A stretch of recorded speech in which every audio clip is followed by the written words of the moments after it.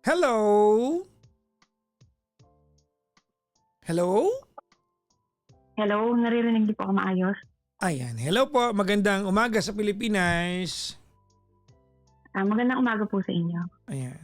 Sa inyo. So wala ka sa Pilipinas. Wala po eh. OFW ka sa ang bansa po or residente ka ng ibang bansa? Sa Alemanya, sa Germany po. Alemanya. Anong pangalan mo, ma'am? K po, K. K. K-A-Y-E? Ganun ba? Yes po. Okay. Hi, Kay. Welcome to the show, ma'am. Ilang taon ka na po? 39 years old po. 39. Ilang taon ka na nasa Germany, ma'am? Almost 5 years. Ang tagal na rin. Ano naging work mo dyan? Ba't ka nga pala nagpunta dyan? Work? Trabaho. Nagtatrabaho po ako bilang nurse. Nurse. Okay. Saan ka sa Pilipinas, ma'am? Sa ano po, Nueva Ecija. Nueva Ecija. Okay. Yes po.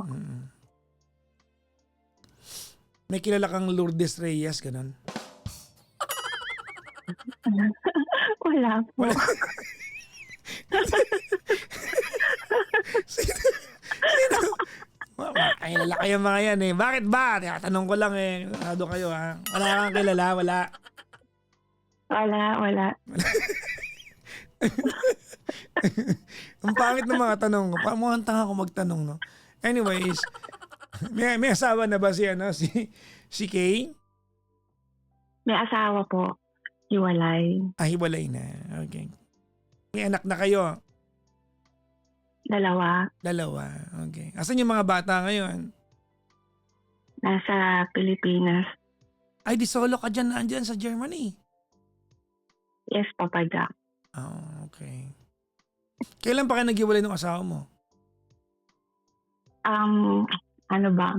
Parang celebrity. Publicly last year. Pero, simula nung 2021, parang nung nagpunta na ako dito, nagkaroon na ng problema. So, kumbaga, pinablik nyo lang last year. Inamin nyo lang public last year. Parang celebrity. Kumbaga parang, yun na, yung umalis na siya sa bahay. Okay. Anong dahilan ng paghihiwalay nyo? Maraming bagay, mga hindi pagkakaintindihan, mga hindi pagkakaintindihan, mga pagsisinungaling, mga ganong bagay. Siya o ikaw? Para sa akin siya, kasi alam mo naman, Papa Jack, meron laging two sides of naman. Meron laging dalawang istorya. Meron ako istorya, meron siya istorya. Don't worry, I'll figure it out. Yan naman talent ko eh. Ang talent ko hindi naman magpayo talaga. Ang talent ko hindi magpayo, ang talent ko makinig ng kwento. Okay. So, why did it take that long para i-public nyo hiwalay na kayo if you've been in trouble since 2021? Gusto ko sanang maayos pa kasi masyado, para sa akin ang tagal namin nagsama para masira lang ng gano'n na lang yung pagsasama namin. Gusto ko siyang i-save sana. Noong 2021, what was the problem nun? Ba't kayo nagkalabuan nun? Yung distance po kasi nasa abroad na ako eh. Okay. Though may problem naman talaga since then, pero naayos kasi 'di ba pag magkasama kayong mag-asawa, mapag-uusapan yung personal, pero kasi pag malagkalayo na kayo, hindi mo na alam kung nagsasabi pa ba siya ng totoo o hindi. Tapos meron nang sasabihin na paano ba? Pabor ba siyang pumunta ka ng okay. Germany? I mean, was he on board? Oo, pabor naman siya kasi para naman sa kinabukasan namin talaga yung pagpunta ko dito. Wait lang, pabor ba siya o hindi? Pabor siya. Okay. So ano yung problema ng 2021? Hindi mo pa rin sinagot yung tanong ko. May may issue kasi ng cheating. Parang gano'n. Ikaw o siya? Sa kanya. Ikaw wala kang issue ng cheating? Wala akong issue ng cheating. So, he cheated on you on 2021 nung nagpunta ka na ng Germany. Yun yung pinakamalala. Kasi meron ng issue before, pero dahil bulag ako, binubulag ko yung sarili ko dahil gusto ko siya mahal ko siya gusto ko buong pamilya.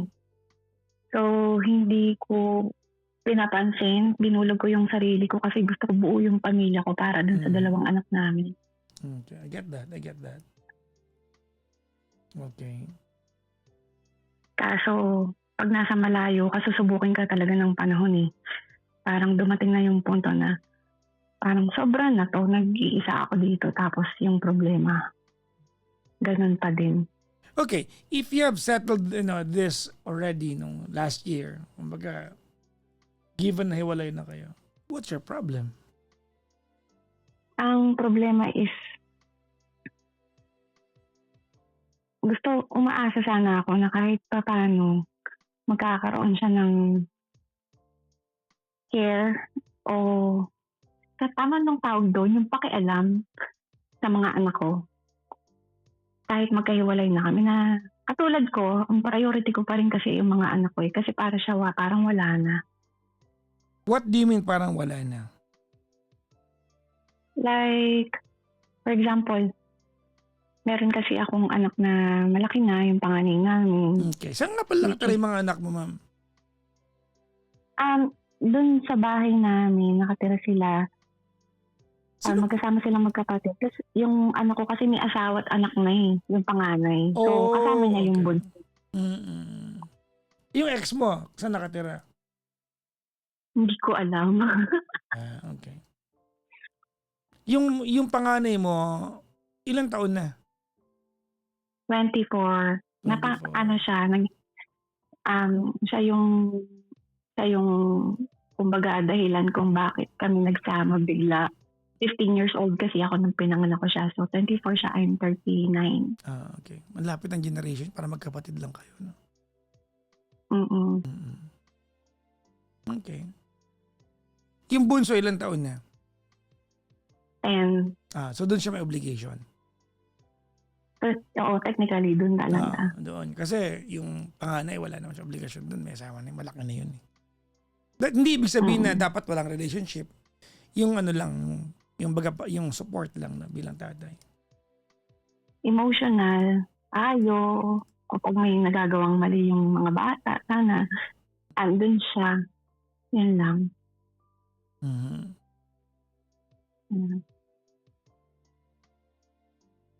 Ano ko ba uumpisahan yung kwento ko, Papa niyo? Teka, medyo kasi mahaba. Okay.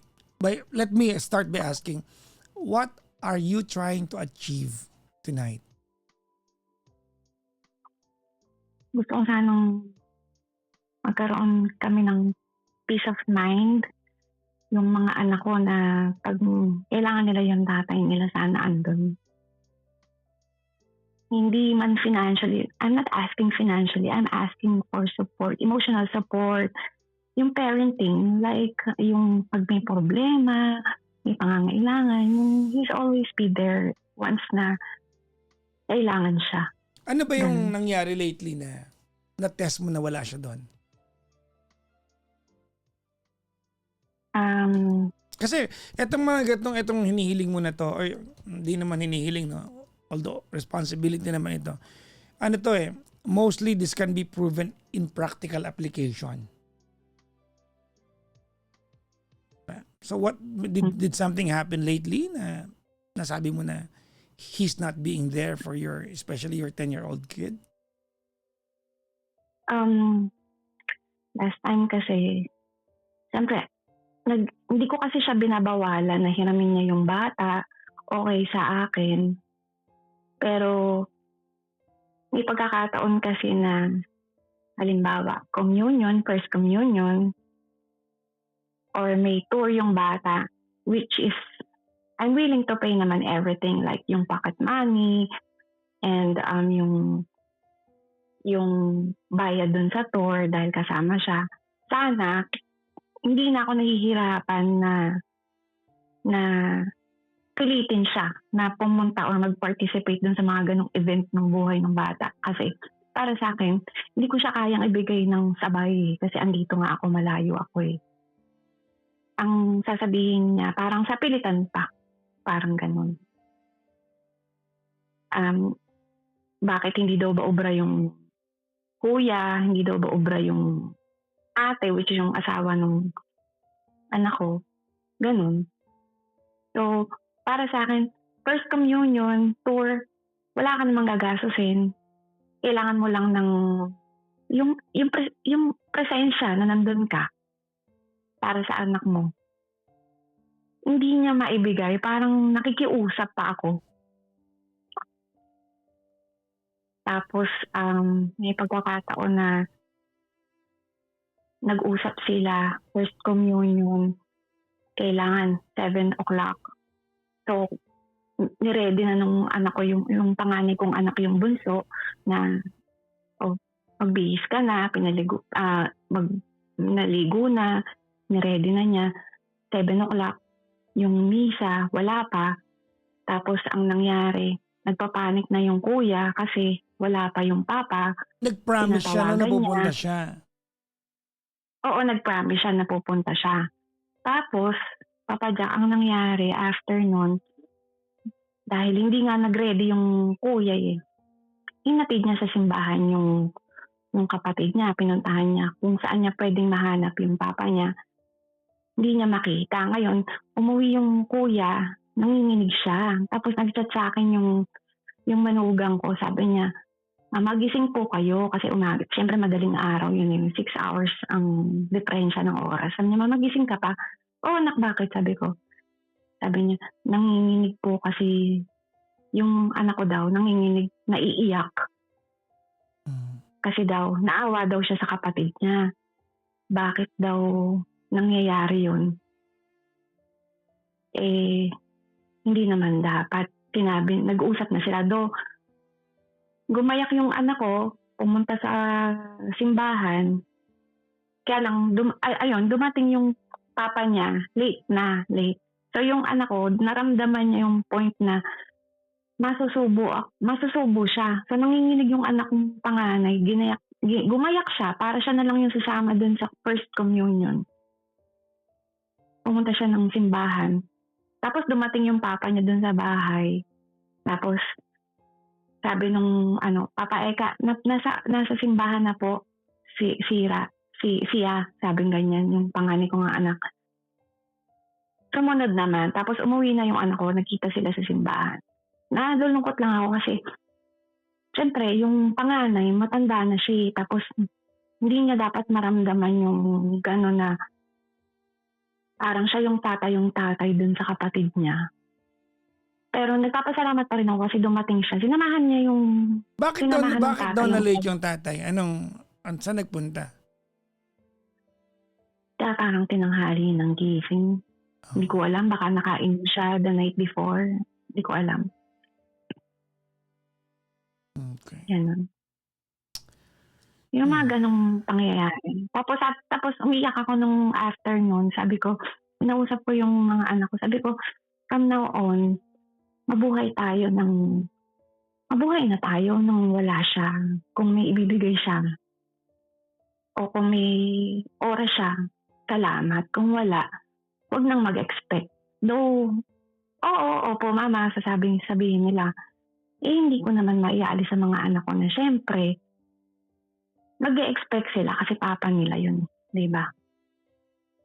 I agree with you. Ayun.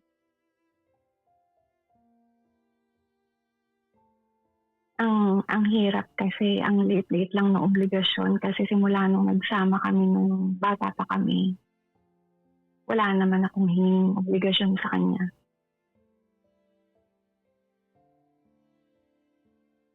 Kasi lahat ng bagay simula nung nagsama kami hanggang nung bago ako magpunta dito, suportado kami ng aking ina. So, pag-aaral, pagkain, bahay, sasakyan, ibinigay lahat, pinrovide lahat ng aking ina. Wala siyang ano. Tapos pagkayari namin mag-aaral, nakapagtapos, nagtrabaho ako. Hindi siya nagtrabaho. Hindi siya tumatagal sa trabaho.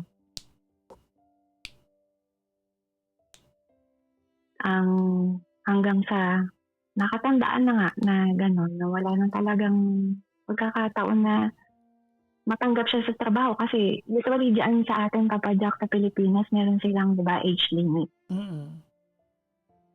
So, hindi na siya nagkaroon ng pagkakataon ng hindi na siya nakapagtrabaho hanggang sa nagtrabaho siya minsan yung medyo mahaba-haba sa abroad.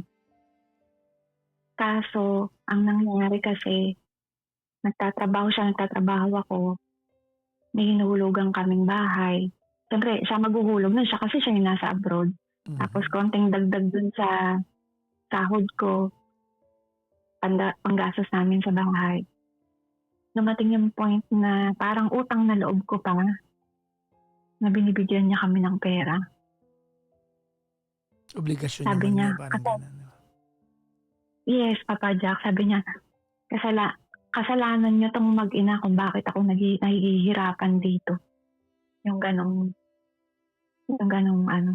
salita. Tapos, siyempre, nagagalit ako dahil sa ganong mga sinasabi niya. Alam ko naman, nahihirapan siya kasi nandito rin, naranasan ko din, nandito ako sa abroad. Pero, bakit ganon? Bakit dumarating yung point na parang hindi ko naman dapat utang na loob, which is responsibilidad mo naman bilang lalaki. Well, we do not know the answer to that. We can only assume kung bakit ganun yung ugali niya. No? Yun. Maybe it's a good thing na naghiwalay kay last year. No? Maybe it was for the best. Now, ganito. Kumustahin ko lang. Kamusta yung anak mo 10 years old? Okay naman siya. Pinaliwanag ko sa kanya yung sitwasyon. Anong pinaliwanag mo sa kanya? Na naghiwalay kami ng papa niya dahil hindi na kami magkasundo. Okay. Which is saksi siya eh. Siya yung nagsusumbong sa akin na nag-cheat yung papa niya. So practically, yung anak mo ay in good spirit pa rin. Gets naman. Matalino na yung mga bata ngayon eh. Gets niya yun. Yes. Yeah. Mm-hmm. So kumbaga, ano na lang to, pain of a mother na lang ito. Yes, yun po talaga. What do you wanna ask me? Kasi, ang hirap kasi na though tinutulungan pa rin naman ako ng nanay ko. 4 sila eh, siyempre. Bakit sila 4, ma'am? Kasi yung panganay ko naghinto siya. Pero may asawa na siya. Mag-aaral. Oo, pero gusto ko siyang makapagtapos kasi. Tapos nag-aaral yung bunso. Yung asawa din niya pinag-aaral namin. Tapos syempre yung anak nila, nagagatas pa, nagda-diaper. Ikaw din lahat? Thankful ako kasi may katulong ko po yung aking nanay. Anong trabaho ng nanay mo? Nurse din po siya dito dati, pero ngayon po kasi retired na siya. Andyan pa rin siya ngayon? Pero, dito pa din siya. Tinutulungan naman niya ako, which dapat hindi na. Kaya lang kailangan ko talaga ng tulong kasi hindi ko kayang mag-isa. Na ko kasi sa nanay ko, kaya lang hindi naman ako nangihingi ng tulong ko, sa naman yung binibigay.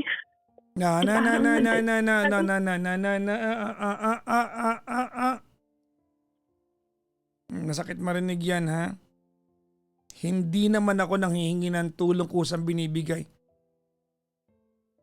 Huwag mo na sabihin yung partner, tinatanggap mo ito mula nung sa asawa mo pa lang eh. Yes, pero huwag mo na para sabihin pa yung part na yun, tinanggap mo na nga lahat eh. Yes, Papa Jack, thankful ako talaga. Medyo ano naman yan, medyo ungrateful. Pag ako nanay mo, narinig ko yun, mababad trip ako sa'yo. Sorry po. Sorry. Hindi, kumbaga, parang kahit hindi ako manghingi ng tulong, kung saan niyang ibinibigay, yun yung tama sigurong term. At doon naman nagpapasalamat ako. Kasi hindi naman na niya talaga obligasyon lahat simulat sa Paul.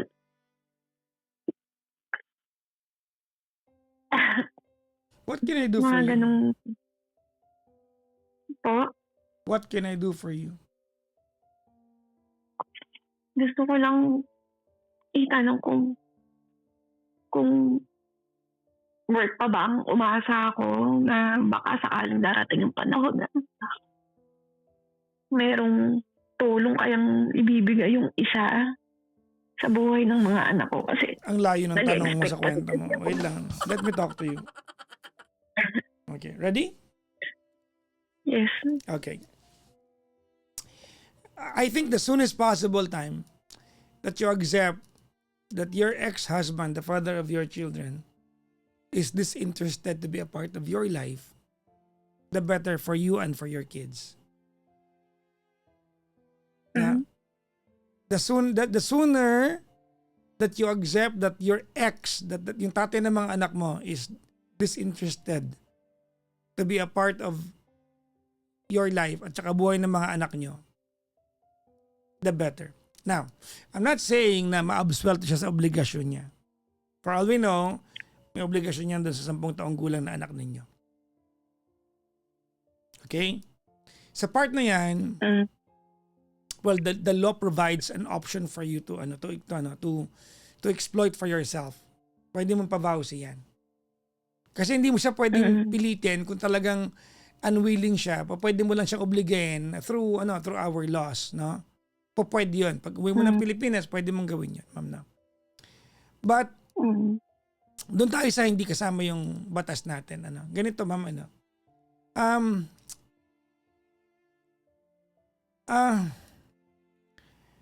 nalulungkot ako para sa iyo.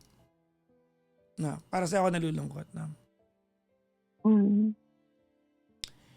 Because I remember you said ano ka nakatagal sa Germany, ma'am? Anong taon po? Gano'ng katagal ka na dyan? 7 years?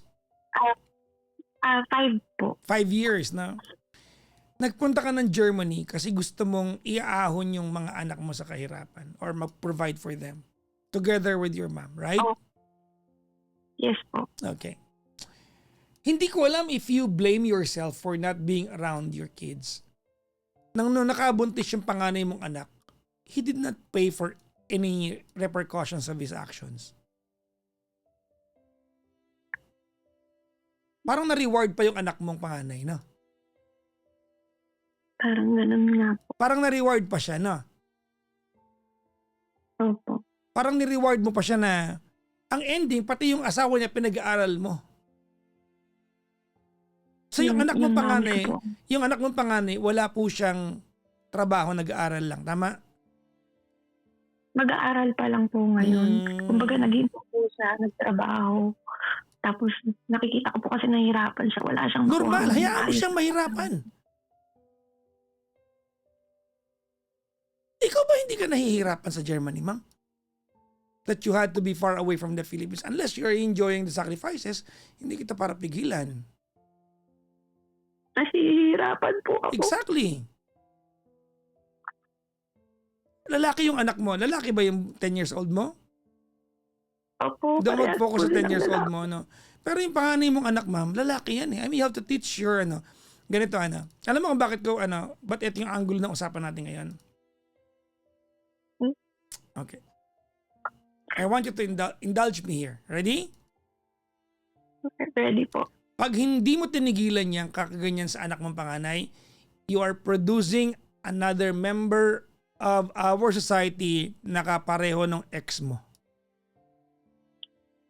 Walang sense of obligation and responsibility. Nakita mo yung effect sa ex mo? Everything was provided for. Nakita mo kung gaano ka-relax buhay? Yan ang ginagawa mo sa panganay mong anak.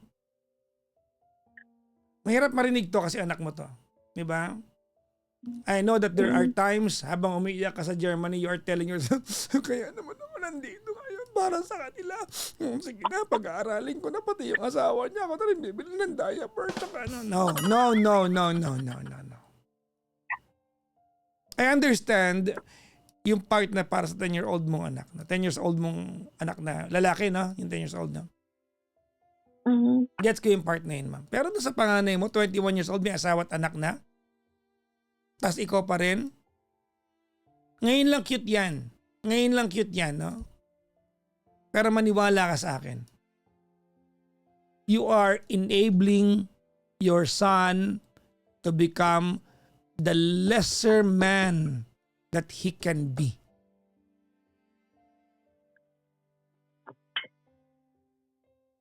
Ikaw mismo. You're enabling him to become the lesser man that he can be. Mali po ba yung decision na Mali. pag-aralin siya Mali. Hayaan mo siya.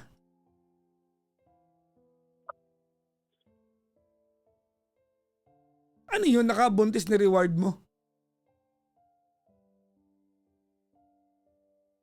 Well, ano lang naman to, ma'am. Outside, ano lang naman to. Hindi naman kita kaya, anak mo yan eh. So.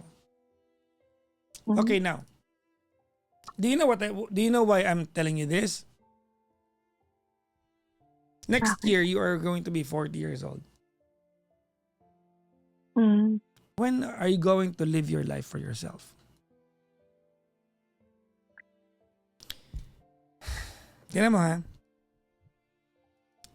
I want you to contemplate hard on this. Ready? Ready po. With what you're doing to your son, you are producing another man just like your ex-husband. If you don't stop doing this to your son, you are going to end up like your mom. Yung nanay mo, kinatandaan na lang niya. Nasaluhin lahat ng obligasyon na hindi mo kaya.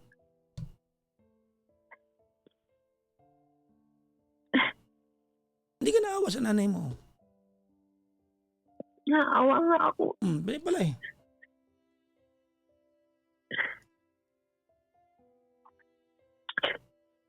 Hindi ko kasi alam kung paano yung iayos yung buhay nilang lahat. Gusto ko maging maayos. And sila kasi para pag nagtanda ako ba? No.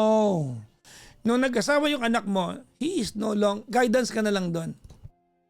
Pero para bang maging ikaw yung main source? Oh my God. Paano ka, ma'am? Paano ka, Kay? Paano ka?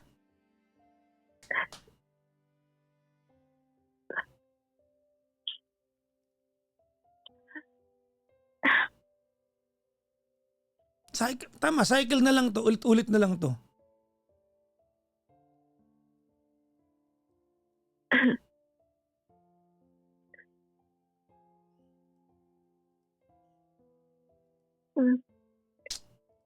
Parang yung unang caller natin, you're too nice of a person to a fault. To a fault. Tinatanong ko kasi yung sarili ko kung ano yung dapat kong gawin. Ano sabi ng sarili mo? Nag-usap kayo? Iniisip ko kasi na... Okay naman. Nag-usap pa ng sarili. Ano sabi ng sarili mo? Ha? Minsan huwag mo kausapin sarili mo kung ano-ano sinasabi sa inyan.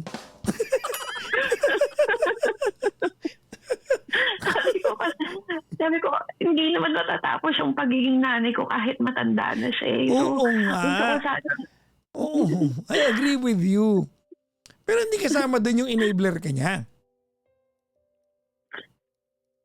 Pero paano siya makakapagtapos pag di ko siya tutulungan? Yeah, yan. Exactly the reason kung bakit mo siya sinasalo ngayon.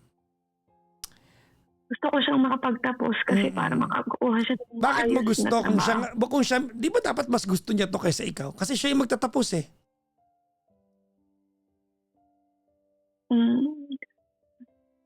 Bagay. Bakit parang mas gusto mo to? Ikaw ba yung sumabit o siya? Pero kasi yun yung Okay na. I'm not going to argue with you. I know that you will not stop doing what you're doing now. You find fulfillment on that. So, okay. Okay. Ayun. Baka sakali ka kung naranasan niyang magtrabaho ng almost 2 years nung naghinto siya nung nagalit ako sa kanya. Nahirapan siya. Dapat lang. Hindi siya. Dapat lang kasi tatay na siya. Dapat. Hindi siya. Dapat. Tatay na siya eh. Hindi ba dapat talaga na paghirapan niya yung pagiging tatay niya? Tama naman. Dapat nga. Pag ganun ba, kawawa ba ang malalaki pag ganun? Hindi naman. Kaya lang, parang gusto ko sana silang, sabi mo nga Papa Jack, dapat on his own will na makapagtapos. Hindi dahil gusto ko, kundi dapat gusto niya. Sinabi naman niya gusto niya makapagtapos. Kaya ako naman siya. Saan siya ng buntis? Yun lang. Ano lang naman to, ma'am, no? These words are just for you to remember one day when you get super tired from work, no? When you celebrate your birthday, tapos 40 ka na, kasi 39 ka ngayon 40 ka na, and then you're going to look back, 'di ba, sa buhay mo, and you're going to reassess your life and say, asan ang para sa akin dito? Wala nga, actually. Hindi ba ako tao dito? Asan ang para sa akin? Ay, oo nga pala. Sa bagay, may example ka naman. Ginawa mo sa nanay mo, ikaw dahilan eh. Hindi ka ba nagigilty sa nanay mo? Nagigilty nga ako kasi. Di ba? Ako sa kanya. So, ang in return lang na naibigay ko sa kanya is nung sinabi niya na, anak, magtapos ka. Nagtapos ako, nag-aaral ako mabuti. Kumuha ako ng experience dyan. Dapat aalis ako kaagad nung nakapagtrabaho ko ng siyempre 20 plus years old. Tapos ka na ng college, volunteer nurse. Sinuportahan niya ako talaga, walang sahod, 2 years. Tapos dyan, sa volunteer nurse. Tapos, masahod ako ng 3,000 per month. Na nakatulong. Nakaputi ka, pero hindi ka sumasahod ng sapat para sa pamilya mo. Siya pa rin ang nag-provide. Tapos, ang trabaho ko hanggang sa ayun, nakakuha ko ng maayos-ayos na trabaho pero hindi pa rin sapat. Kasi ako lang nagtatrabaho. Pinibigyan pa rin ako ng suporta. Pinakita ko naman sa nanay ko talaga na lahat ng hirap, pagod niya. Worth it naman. Kasi thankful ako talaga, yun lang yung kaya ko ibigay sa kanya. Yung magandang grades, maayos na sitwasyon na kahit maaga ako nag-asawa, pinanindigan ko yung sitwasyon ko. Pinanindigan ko yung pag-aaral ko, tinapos ko, pinagtyagaan ko yung mga araw na puyat, pagod, kahit walang perang kapalit. Ito yung reward ko, yung andito ako. Happiness ko na yung makapag-provide ako sa mga anak ko. Sa sarili ko. Proud na ako dun sa sarili ko. Kahit hindi ako mayaman. Kumbaga parang masaya na ako na makikita ng nanay ko na ito na yung anak ko. Kahit ganon. Okay na siya. Ganon. Yun lang yung kaya ko kasi sa kanyang ibigay. Kasi matanda na siya. Dito naman, pag dito naman sa bansang to, wala ka namang kailangan intindihin sa mga magulang mo, lalo na kung dito na siya tumanda. Kasi since 30 years old, nandito na siya. Okay. Kumbaga, ano lang yan, okay. Ang tawag dyan kay ay East, we East.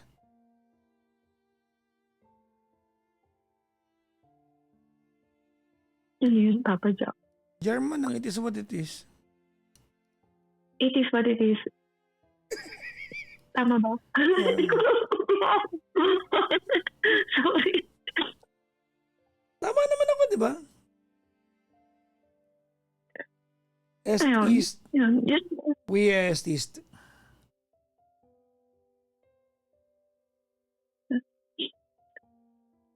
It is what it is. C'est la vie. Di ba yun naman yung that's life, no? Daya mong iyak pero yung para naman dinanas ng nanay mo. Yun nga eh. Wala namang Kaya point. gusto ko nga sana. Okay, now let's go to your problem. Ano lang ma'am, no, dinaanan ko lang yung angulo na yun, hindi mo naman hinihingi ng payo yan. So, pasensya ka na kung nakialam ako sa part na yan. Ano. Now, I want you to listen carefully. Hindi, okay lang po. Ready? Ready? Okay.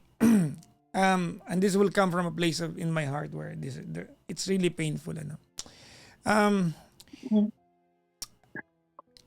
You cannot force your ex to act the way you want him to act around your kids.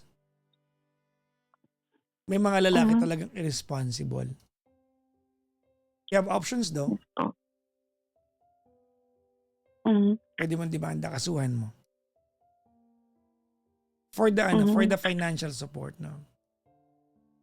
Para maobliga. Para pagpaguran niya yung lalo yung anak mo na 10 years old. Para pagpaguran niya, no.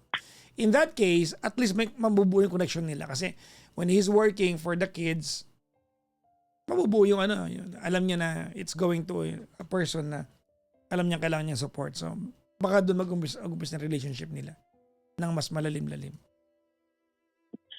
Pero hindi na para i-make believe mo sa mga anak mo na you're going to make their father pay more attention to them. This is just beyond your control. Okay. This is just way beyond your control.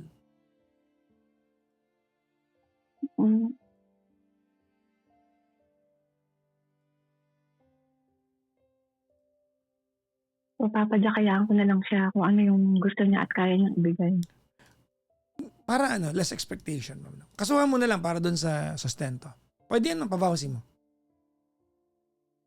Kasi ilang taon pa yan? 10 years old pa lang yung anak mo di ba? O hanggang mag-18 siya, 8 more years to go. Ba ang lagay, wala. Iaasa lang sa'yo. Hindi fair yun. Right? Tama. Yun na lang, kasuhan mo na lang. Pero para pangarapin mo that, ideally, kaya kayo naghiwalay kasi absentee siya di ba? Ngayon pang malayo ka, inaasa mo that he'll perform better. May mga lalaki talagang walang kwenta.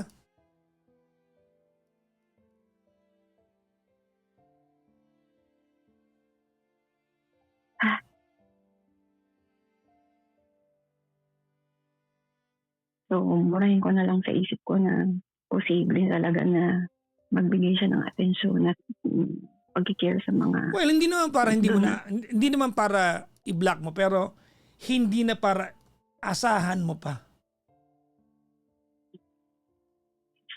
Ganun. Hindi ko na lang aasahan. Kasi that will cascade to your kids Di ba? Alam mo, nanay ka, and being a mom can work wonders. Yun ang superpower ng nanay. I know that you can be there for your kids. Kaya mong punan yan One day naman,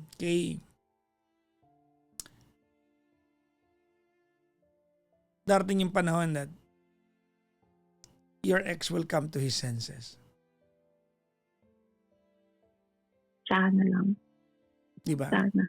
And he will have a day in the life of your kids to ask for the forgiveness. Pero hindi para ipilit ninyo.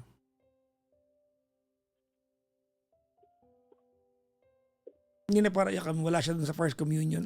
Ayaw niya talaga nandun siya. He would have prepared for it kung talagang importante sa kanya yan.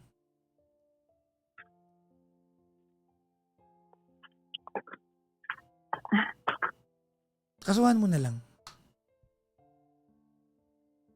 Gano'n na lang gagawin ko. Magdidemand na lang ako ng support para sa bata.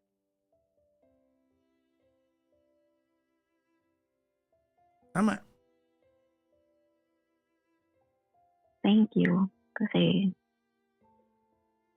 nalinawan ako na wala na talagang yun na lang talaga ang pinakahuling solusyon. Sa sitwasyon ngayon. Kasi kung magdidiman lang ako sa salita, hindi naman siya mauobliga. Oh, syempre. Hindi talaga.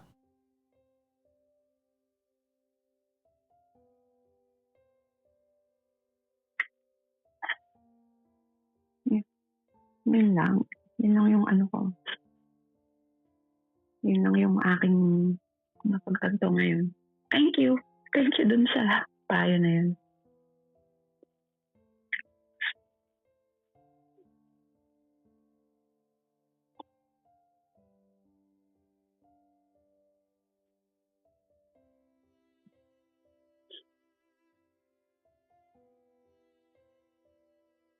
Nandyan pa po ba kayo? I'm here. Can I ask you a favor? Yes po. Can you allow your mom to relax sa buhay niya muna? Kahit, can you not put so much pressure sa nanay mo to meddle dun sa affairs mo sa buhay? Kasi matanda na nanay mo. Well, sinabi ko naman sa kanya, wala naman na siyang dapat intindihin. Kumbaga, enjoy na lang sana niya yung buhay niya. Just, ganito ano. Just tell her. If it's her joy to look after sa mga apo niya, then hindi mo siya pwedeng pigilan. But it's important that you verbalize that often to her.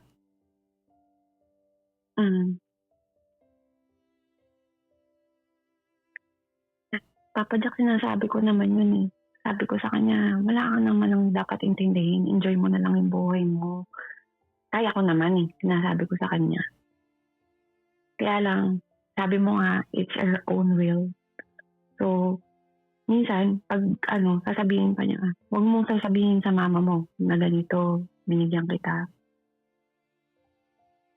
Yung ganong bagay. Kaya ako minsan na frustrate ako kasi may pagkakataon na dapat hindi na niya bigyan. Binibigyan pa niya. Tapos, inuutusan pa niya yung bata na huwag sabihin sa akin. Though, sinasabi naman sa akin ng anak ko, ang gagawin ko, kausapin ko na naman yung nanay ko. Sabihin ko, di ba sabi ko sa'yo, huwag mo nang bigyan. Eh sabi niya, tumutulong daw siya sa ibang tao. Tapos yung sarili niyang apo, hindi niya mabigyan. Ganito, ganyan. Well, you cannot stop. You cannot stop her. But at least you verbalize it to her. Promise me that. Yes, I'm doing that all the time. Well, sinasabi ko sa kanya all the time. At sana wag ka matulad sa nanay mo. Have time for yourself. You know what? When you earn money, the first person you have to pay? Yourself. I hope you pay yourself better. Because you're working hard.